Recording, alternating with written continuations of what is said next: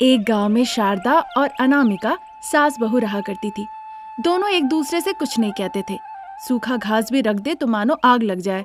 ये बात उन दोनों के पतियों को भी पसंद नहीं थी। एक दिन शारदा बाहर बैठ के अपना मसाला पीसे जा रही थी। तभी वहां पे शारदा के पति प्रसाद आते हैं। शारदा को देखते हैं मसाला पीसते हुए, फिर वो कहने लगते हैं, ये सब ठीक कर रही हो शारदा? अगर कुछ कहने गया तो कहोगी कि कह रहा हूँ। जब से तुम उठी हो तब से मसाला पीसे जा रही हो। अब तुम कब खाना पकाओगी, कब मुझे खाना खिलाओगी? मुझे बहुत भूख लगी है, घर पे ग्राइंडर भी तो है। अरे अरे, थोड़ा धैर्य रखो, भी हो ही गया है। ग्राइंडर से पीसने से ऐसा स्वाद नहीं आएगा, इसीलिए हाथ से पीस रही हूँ, और थोड़ी देर रुक जाओ। ये सुन के प्रसाद मजाक उड़ाते हुए कहते हैं, तुम्हारी थोड़ी देर दोपहर तो नहीं? तभी वहाँ पे बहू अनामिका आती है। प्रसाद की ऐसी बातें सुन के वो मुस्कुरा देती है। ये देखकर शारदा को बड़ा गुस्सा आता है। अनामिका अपनी हंसी छुपाते हुए कहने लगती है, पिताजी, अगर आप सासू माँ के साथ लगे रहेंगे तो आज आपको भूखा ही रहना पड़ेगा। मैंने वड़ा बनाया है, चलिए आइए खा लीजिए। अनामिका के इस तरह से बुलाने पे प्रसाद उठ के जाने ही लगते हैं। ये देखकर शारदा गुस्से से अपने पति से कहती है, जाइए जाइए, वो वड़ा नहीं है, वो है पत्थर। जाइए मजे से खाइए। ऐसा क्या सासू माँ? मुझे तो बहुत अच्छे से पता है वो क्या है। याद है मुझे, जब शादी करके आई थी तो आपने पकौड़े बनाए थे। वो पकौड़ी दीवार में छेद करने में और कांटे गाड़ने में उत्तम था। अनामिका की ये बातें सुन के शारदा का तो दिमाग गर्म हो जाता है। क्या क्या कहा तुमने? ऐसा कह के वो मसाले का एक ढेला बना के अनामिका के ऊपर फेंक के मारती है। फोकस बिगड़ने की वजह से वो जाके सीधा प्रसाद के मुंह पे गिरता है। ये देखकर अनामिका जोर जोर से हंसने लगती है। पिताजी, आपने देखा उन्होंने क्या किया? आप क्यों उस तरह बेवकूफ की तरह खड़े हैं? आप भी उठाइए मसाला और सासू माँ के मुंह पे मारिए। आप किस बात के लिए कमजोर हैं? हाँ, ऐसा कहकर अनामिका अपने ससुर जी को उकसाती है। देर न करते हुए प्रसाद भी मसाला उठाते हैं और ढेला बना के शारदा पे फेंकने ही जाते हैं कि वो फिसल के जो बगल में खड़ी थी अनामिका पे जाके गिरता है। पिताजी, मैंने आपसे कहा था सासू माँ के ऊपर फेंकने, आपने मेरे ऊपर क्यों फेंका? अब देखिए मैं क्या करती हूँ। ऐसा कहकर वो अपने ऊपर से मसाला हटाती है। अरे बहू रानी, मैंने जानबूझ के नहीं किया, मैं तो उस पे ही फेंकने वाला था, लेकिन फिसल के तुम पे गिर गया। फिर भी मैं आपको नहीं छोड़ने वाली हूँ पिताजी। ऐसा कह के वो मसाला उठा के ससुर जी प्रसाद के ऊपर फेंकती है। प्रसाद भाग जाते हैं वहाँ से। तभी वह रमेश आता है और वो जाके रमेश के ऊपर गिरता है। रमेश अपने ऊपर गिरा वो मसाला हटाता है और देखता है पिताजी प्रसाद, माँ शारदा और पत्नी अनामिका तीनों उसे कंफ्यूजन में देख रहे हैं कि अब रमेश उन्हें क्या कहने वाला है। मुस्कुराते हुए रमेश कहता है, ये तो अच्छा खेले, रुको मैं भी खेलूंगा। ऐसा कह के वो भी मसाला उठाता है और शारदा की तरफ फेंकता है। इस तरह वो एक दूसरे के पीछे भाग रहे थे और मसाला फेंक रहे थे। तभी अचानक से शारदा के दिल में दर्द शुरू होता है और वो कहने लगती है, दर्द हो रहा है। ऐसा कह के शारदा वहीं पे गिर जाती है। उसे गिरते देख तीनों बहुत डर जाते हैं। सासू माँ, क्या हो गया? आप ठीक तो है ना? अभी आपको विश्राम करने की बहुत जरूरत है। इस उम्र में भागने की क्या जरूरत थी? ऐसा कह के अनामिका शारदा को अंदर ले जाती है। सारा दिन वो शारदा को हर तरह की सेवा करती है। वो दिन निकल जाता है।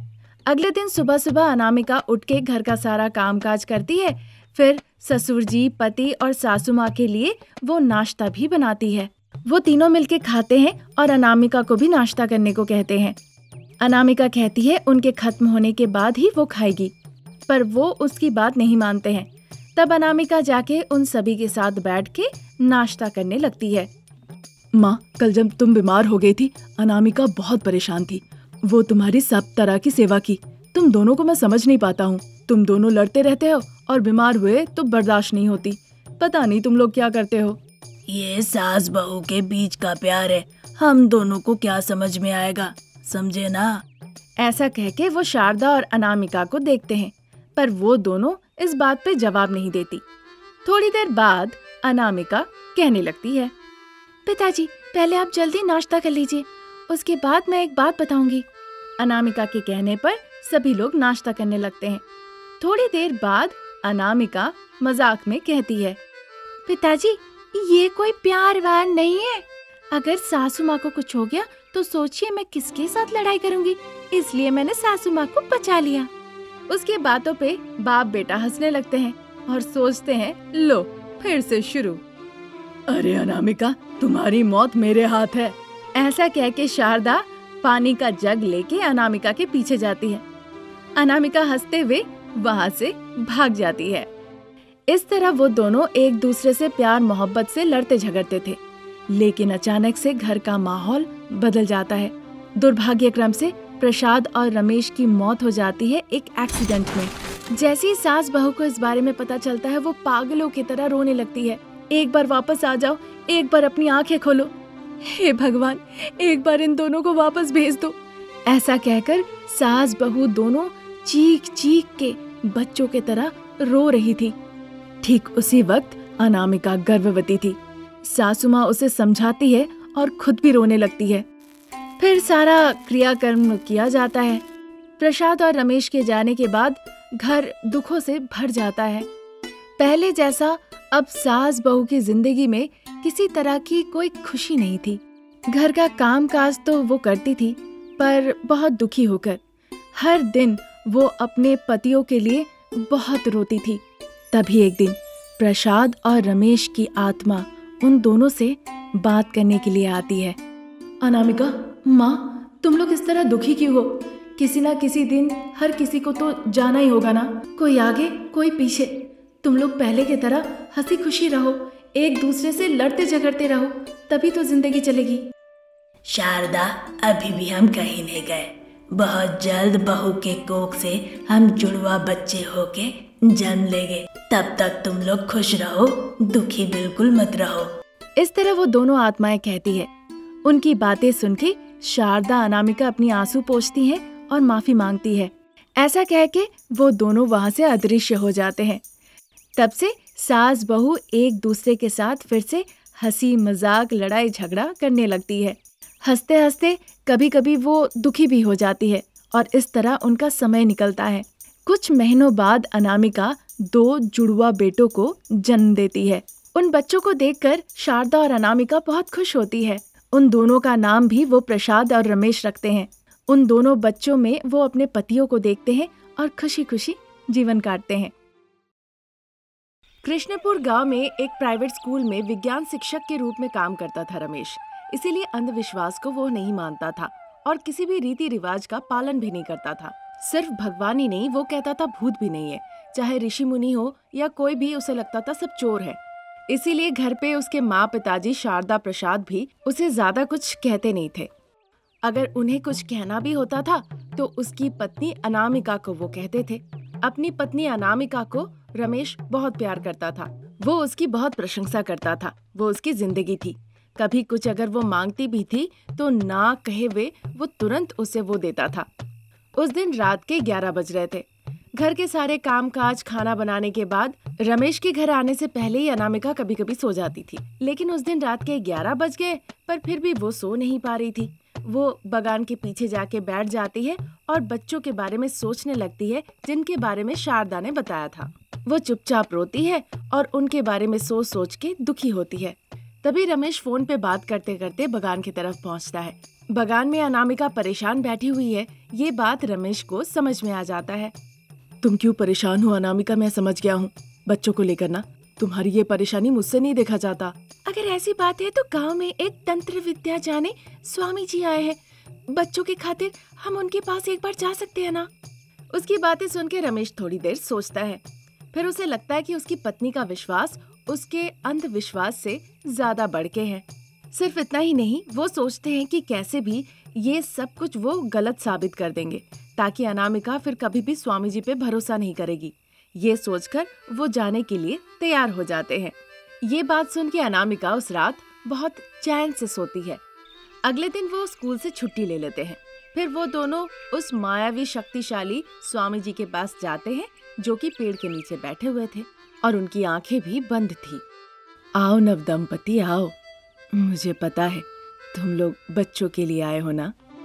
ऐसा कहते हुए वो अपनी आंखें खोलते हैं। बात तो सच थी, इसलिए अनामिका उत्साहित हो जाती है। प्रणाम कीजिए जी। देखिए, बिना आंखें खोले हुए उन्होंने ये भी बता दिया हम यहाँ पर क्यों आए हैं। देख के तो लग रहा है कि वो बहुत ही शक्तिशाली है। अरे अनामिका, इसमें ना ही कोई मैजिक है और ना ही कोई आश्चर्य की बात है, इसमें बस लॉजिक है। मैं कह रहा हूँ, सुनो। तुम्हारी चूड़ियों की आवाज, तुम्हारी पायल की आवाज, जब हम दोनों चल के आ रहे थे तो उन दोनों से आवाजें आ रही थी। इन दोनों की आवाज सुन के उन्होंने कह दिया कि हम नवदंपति है और कुछ नहीं। अनामिका मान लेती है। स्वामी जी उसे देखे जा रहे थे, बहुत ही कंफ्यूज्ड थे। नवदंपति का मतलब जिनकी नई नई शादी होती है। हमारी शादी तो बहुत पहले हो गई, अब हम नवदंपति कैसे हुए? उन्होंने बच्चों की भी तो बात की है ना। अरे अनामिका, तुम जैसी सीधी सादी महिलाओं के कारण और भक्तों के कारण ही ना ऐसे पाखंडी स्वामी जी बनते हैं। इसमें भी लॉजिक है। हमारे साथ ना कोई बच्चा है, ना ही वो रो रहा है, इसीलिए उन्होंने समझ लिया कि हम जरूर बच्चों के लिए आए हैं। रमेश ने जब ऐसा कहा, स्वामी जी भी मनी मन सोचने लगे, यह आदमी तो मेरा सारा प्लान मिट्टी में ही मिला देगा, मुझे इसके साथ कुछ करना होगा। ये सोचकर वो ऐसा भाव करते हैं कि उन्हें गुस्सा आ गया। चाहे तुम कितना भी विज्ञान क्यों ना पढ़ा लो, लेकिन तुम्हारे पास बिल्कुल अकल नहीं है। तुमने मजाक उड़ाया। अब तुम्हारे बच्चे पैदा तो होंगे पर तुम्हारी पत्नी से नहीं। जाओ।